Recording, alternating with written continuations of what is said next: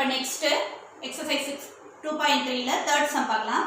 Third சம்மில் என்ன கொடுத்துருக்காங்கன்னா சால்வ் 5x கான்குர்வன்ட் டு 4 மோடு 6 அப்படின்னு கொடுத்துருக்காங்க. இப்போ இதுக்கு என்ன மீனிங்னு பாரு. 5xஐ 6ஆல் டிவைட் பண்ணோன்னா ரிமைண்டர் 4 கிடைக்கும்.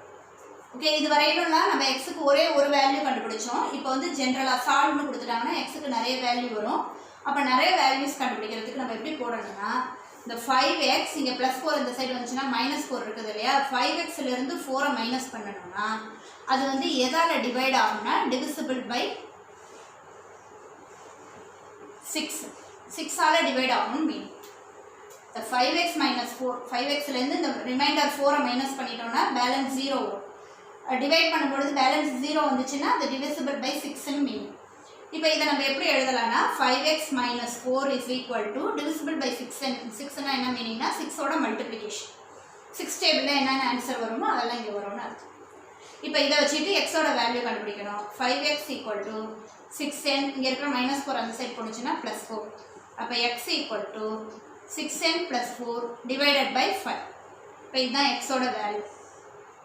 இப்போ எக்ஸோட வேல்யூன்னு இப்படி ஜென்ரலாக நம்ம சொல்லிட்டு போக முடியாது இல்லையா, ஏதாவது 1-2 வேல்யூ கண்டுபிடிக்கும். n-க்கு பதிலாக 1 அப்ளை பண்ணணும். n-க்கு பதிலாக 1 அப்ளை பண்ணினா 1 6 is 6, 6 + 4 10, 10 divided by 5 2 answer. n equal to 1ன்னு போட்டோம்னா எக்ஸுக்கு என்ன வேல்யூ கிடைக்கும்னா 6 × 1 + 4 டிவைடட் பை 5. 1 6 is 6ஆ, 6ஓட 4 ஆட் பண்ணோன்னா 10/5 கேன்சல் பண்ணோன்னா ஆன்சர் 2. ஒரு வேல்யூ கிடச்சிச்சு. 2 போட்டு பாரு. 2 போட்டினா ஆன்சர் வராது. n ஈக்குவல் டு 2 அப்ளை பண்ணினா 6 2s are 12, 12 + 4 டிவைடட் பை 5 16/5. இது கேன்சல் ஆகாது, ஹோல் நம்பர் இல்லை. ஹோல் நம்பர் வரலன்னா அது ஆன்சர் கிடையாது. அடுத்தது n ஈக்குவல் டு 3 போட்டு பாரு. x ஈக்குவல் டு இங்கே 3 போட்டோன்னா 6 3s are 18 + 4 டிவைடட் பை 5 22/5. இதுவும் ஆன்சர் கிடையாது, ஹோல் நம்பர் கிடையாது. இப்போ n ஈக்குவல் டு 4 போட்டு பாரு. x equal to 24 + 4 divided by 5 28/5. இதுவும் ஹோல் நம்பர் இல்லை. இப்போ n ஈக்குவல் டு 5 போட்டு பாரு. இப்போ x equal to 30 + 4 divided by 5 34/5. இதுவும் ஹோல் நம்பர் இல்லை. n equal to 6 + 6 5 divided. இது ரெண்டுத்தையும் ஆட் பண்ணோம்னா 40/5 இஸ் ஈக்குவல் டு 8. அப்போ இங்கே தான் ஹோல் நம்பர் வருது. அப்போ எக்ஸுக்கு வேல்யூ என்னென்னா 2. 2க்கு அடுத்தது என்ன வேல்யூ வருதுன்னா 8. இன்னும் நீ நிறைய கண்டுபிடிச்சினா தான் தேர்ட் வேல்யூ வரும். நீ அவ்வளோ தூரம்லாம் போட வேண்டாம். 2 மார்க்ஸ் சம்மு 2 வேல்யூஸ் கண்டுபிடிச்சிட்டு அன்சோவான்னு போட்டுருப்போம். 2 வருது ஹோல் நம்பர். 1 அப்ளை பண்ணால் 2 வருது. n ஈக்குவல் டு 6ன்னு அப்ளை பண்ணோன்னா 8 ஆன்சர் வருது. அப்போ 2, 8, அன்சோவான்னு போயிட்டே இருக்கும். நிறைய வேல்யூஸ் வரும். நம்ம 2 வேல்யூ போட்டு அன்சோவான்னு போட்டுக்கலாம். ஓகேவா? இப்போ நெக்ஸ்ட் 5th சம் பார்க்கலாம். 5th சம்மில் என்ன கேட்டிருக்காங்கன்னா what is the time 100 hours after 7 AM கேட்டிருக்காங்க. இப்போ 7 AM-லேருந்து 100 hours ஆஃப்டர்னு கேட்டிருக்கிறதுனால ரெண்டுத்தையும் ஆட் பண்ணிக்கோ. ரெண்டுத்தையும் ஆட் பண்ணிட்டீங்கன்னா 107. இப்போ 107 கான்குர்வன்ட் டு எக்ஸ். டைம் கொடுத்துருக்காங்க இல்லையா, AM PM கொடுத்துருக்கிறதுனால எவ்வளோ வரும்னா மோடு 12. ஏன்னா ஏஎம்மில் 12 hours இருக்கும், அடுத்தது பிஎம்மில் 12 hours. அந்த மாதிரி 12 hours மாறி மாறி வரதுனால நம்ம மோடு எதால் டிவைட் பண்ணணும்னா 12ஆல் டிவைட் பண்ணணும். டைம்னு கொடுத்தாங்கன்னா 12ஆல் டிவைட் பண்ணணும். இப்போ 7 AM-க்கு 100 hours ஆஃப்டர்னு கொடுத்துருக்கிறதுனால ரெண்டுத்தையும் ஆட் பண்ணிக்கிட்டோம். 107 கான்குர்வன்ட் டு எக்ஸ் மோடு 17. அப்போ 107-ஐ 12ஆல் மோடு 12 107-ஐ 12ஆல் டிவைட் பண்ணணும். 12ஆல் டிவைட் பண்ணோன்னா 8 டைம்ஸ் வருமா, 8 12s are 96. பேலன்ஸ் 11 வருது இல்லையா. அப்போ 107 கான்குர்வன்ட் டு 11 மோடு 12 அப்படின்னு கொடுத்துருக்கிறதுனால ஆன்சர் என்னென்னா எக்ஸோட வேல்யூ 11. ஏஎம்மில் கொடுத்துருக்கிறதுனால நீயும் ஏஎம்னு போட்டுருக்கோம். X equal to 11 AM. Okay, இதை 24 டேபிள் வச்சும் போடலாம். ஒரு நாளைக்கு 24 hours இருக்கிறதுனால 24 வச்சும் போடலாம், 12 வச்சும் போடலாம். அடுத்த கொஸ்டின் பாரு. 6th question what is the time 15 hours before 11க்கு முன்னாடி 15 hours. அப்போ 11 - 15. 11லேருந்து 15-ஐ மைனஸ் பண்ணணும். 11லேருந்து 15 மைனஸ் பண்ணினா என்ன ஆன்சர் வரும்னா -4 வரும். இப்போ மோடு 12னு சொன்னேன் இல்லையா, மோடு 12னு போட்டு இப்போ மைனஸ்னா ரெண்டுத்தையும் மைனஸ் பண்ணணும்னு சொன்னேன். 12லேருந்து 4 மைனஸ் பண்ணினா ஆன்சர் என்ன வரும்னா 8. இங்கே பிஎம் இருக்கிறதுனால மைனஸ் பண்ணுறதுனால முன்னாடி போயிடும், அதனால ஏஎம் பிஎம்க்கு முன்னாடி. 12லேருந்து 4 மைனஸ் பண்ணோன்னா ஆன்சர் 8. இங்கே வந்து மைனஸில் இருக்கிறதுனால 12லேருந்து 4 மைனஸ் பண்ணுறோம். 12லேருந்து 4 மைனஸ் பண்ணால் 8, மைனஸ் பண்ணி போடுறதுனால 8. Okay. 7th sum. Today is Tuesday. My uncle will come after 45 days. In which day my uncle will coming? அப்படின்னு will be comingனு கொடுத்துருக்காங்க. இந்த மாதிரி கொஸ்டின்ஸ் வந்து காம்படிட்டிவ் எக்ஸாமில் நிறைய வந்திருக்கும். எப்படி போடுறதுன்னு பாரு. டுடே இஸ் டியூஸ்டே, அதை விட்டு my uncle will come after 45 டேஸ்னு கொடுத்துருக்காங்க இல்லையா. அப்போ 45 டேஸ்னு கொடுத்துருக்கிறதுனால ஒரு வீக்குக்கு எத்தனை டேஸ் இருக்குன்னா 7 டேஸ் இருக்கும். அதனால் 7ஆல் டிவைட் பண்ணணும். ஓகே, இந்த டேஸ்லாம் வந்துருச்சுன்னா 7ஆல் டிவைட் பண்ணணும். டைம் வந்துருச்சுன்னா 12ஆல் டிவைட் பண்ணணும். அது மாதிரி பார்த்தோம். இப்போ எத்தனை டைம் வரும்னா 6 7s are 42. பேலன்ஸ் என்னென்னா 3. இந்த 45 எப்படி போடலாம்னா 45 கான்க்ரூவன்ட் டு பேலன்ஸ் 3 வரதுனால 3 3 7 பேலன்ஸ் 3 வந்திருக்கா.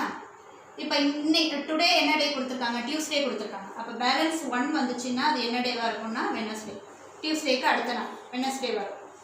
2 வந்துச்சுன்னா தேர்ஸ்டே, 3 வந்துச்சுன்னா ஃப்ரைடே, 4 வந்துச்சுன்னா சாட்டர்டே. இந்த மாதிரி எல்லாத்துக்கும் ஆன்சர் வரும்.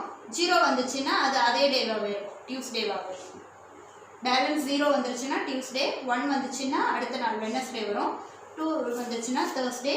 இந்த மாதிரி போயிட்டே இருக்கும். நமக்கு இங்கே 3 ஆன்சர் வந்துருக்கிறதுனால அது என்ன டேவாக இருக்கும்னா ஃப்ரைடேவாக இருக்கும். விச் டே மை அங்கிள் கம்னா ஃப்ரைடே.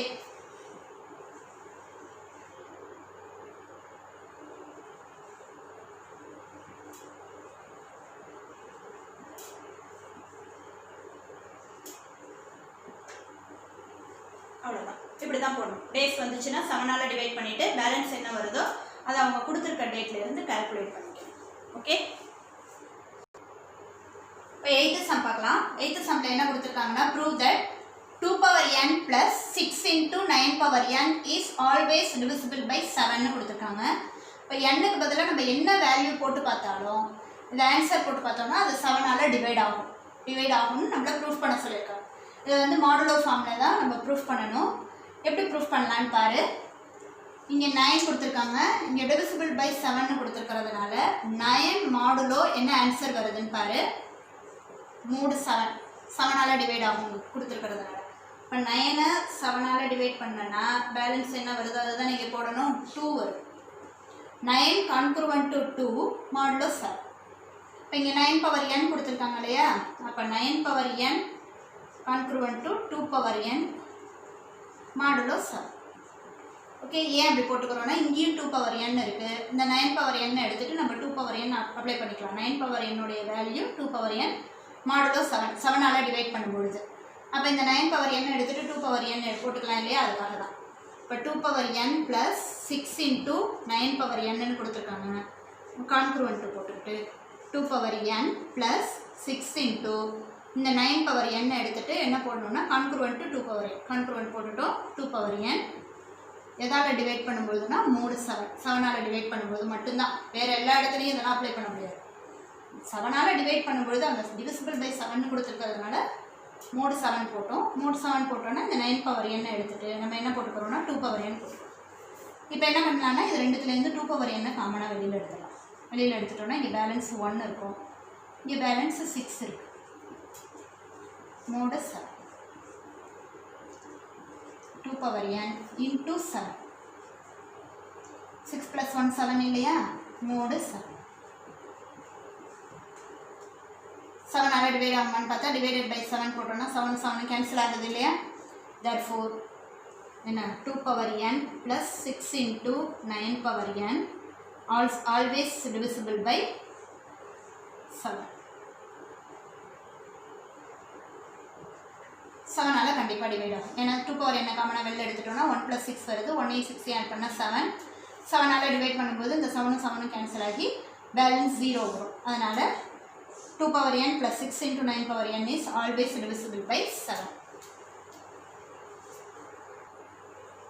இப்போ 9th sum பார்க்கலாம். 9th sumல என்ன கேட்டிருக்காங்கன்னா find the remainder when 2 power 81 is divisible by 17 னு கொடுத்திருக்காங்க. இப்போ 2 power 81 என்ன மீனிங்னா 2 ஐ 81 டைம்ஸ் மல்டிபிள் பண்ணணும். 81 டைம்ஸ் மல்டிபிள் பண்ணி என்ன ஆன்சர் வருதோ அதை 17ஆல் டிவைட் பண்ணோம்னா ஆன்சர் ரிமைண்டர் என்னன்னு கேட்டிருக்காங்க. இதை நம்ம மாடலில் வச்சு ஈஸியாக போட்டுடலாம். இப்போ மாடலில் வச்சு எப்படி போடுறதுன்னு பாரு. இப்போ 17 கிட்ட என்ன வருதுன்னு பாரு. 2 2s are 4, 4 2s are 8, 8 2s are 16 வருது. ஓகே, 16க்கு என்ன ஆன்சர்னா 16 மாடுலோ -1 2 power 4 போட்டோம்னா 4 டைம்ஸ் மல்டிபிள் பண்ணோம்னா 16. இதுதான் 17 கிட்ட வருது. மாடுலோ 17. ஓகே, அப்போ 16 17ஆல் டிவைட் பண்ணோம்னா -1 ரிமைண்டர் கிடைக்கும். அதுதான் இதோட மீனிங். இப்போ 2 power 4ங்கிற இடத்துல நீ என்ன அப்ளை பண்ணிக்கலாம்னா -1 mod 17 அப்ளை பண்ணிக்கலாம். இப்போ 2 power 81 தான் நம்ம கண்டுபிடிக்கணும். 2 power 81 நம்ம எப்படி போட்டுக்கலாம்னா 2 power 80 into 2ன்னு போட்டுக்கலாம். ஏன்னா அந்த 4 வரணுங்கிறதுனால. இந்த 2 power 80 எப்படி போட்டுக்கலாம்னா 2 power 4 whole power 20 into 2ன்னு போட்டுக்கலாம். ஏன்னா இங்கே 2 power 4 வரணுங்கிறதுனால 4 2s are 8, 80 வந்துருச்சு. ஓகே, இப்போ இந்த 2 power 4க்கு பதிலாக இந்த 2 power 4னா 16, 16 உடைய வேல்யூ என்னென்னா -1 mod 17 நம்ம ப்ரூஃப் பண்ணியிருக்கிறோம். அதனால் அதை அப்படியே நம்ம எடுத்து யூஸ் பண்ணிக்கிறோம். 2 power 4க்கு பதிலாக -1 whole power 20 into 2 mod 17.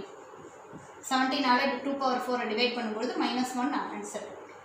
இப்போ -1 whole power 20னா -1 20 டைம்ஸ் மல்டிபிள் பண்ணும். இது ஈஸி. 2 20 டைம்ஸ் மல்டிபிள் பண்ணுறது கஷ்டம். ஆனால் 1 20 டைம்ஸ் மல்டிபிள் பண்ணுறது ஈஸி. 1 20 டைம்ஸ் மல்டிபிள் பண்ணாலும் 1 தான் ஆன்சர். மைனஸை வந்து ஈவன் நம்பர் டைம்ஸ் மல்டிபிள் பண்ணுறதுனால +1 ஆன்சராக கிடைச்சிடும். ஓகே, அப்போ 1 into 2 is equal to 2. அப்போ ரிமைண்டர் என்னன்னா 2. ரிமைண்டர் தானே கொஸ்டின் கேட்டிருக்காங்க. 17ஆல் டிவைட் பண்ணும்பொழுது ரிமைண்டர் என்னன்னு கேட்டிருக்காங்க. 17ஆல் டிவைட் பண்ணும்போது ரிமைண்டர் 2. அவ்வளோதான், ஈஸியாக போட்டாச்சு.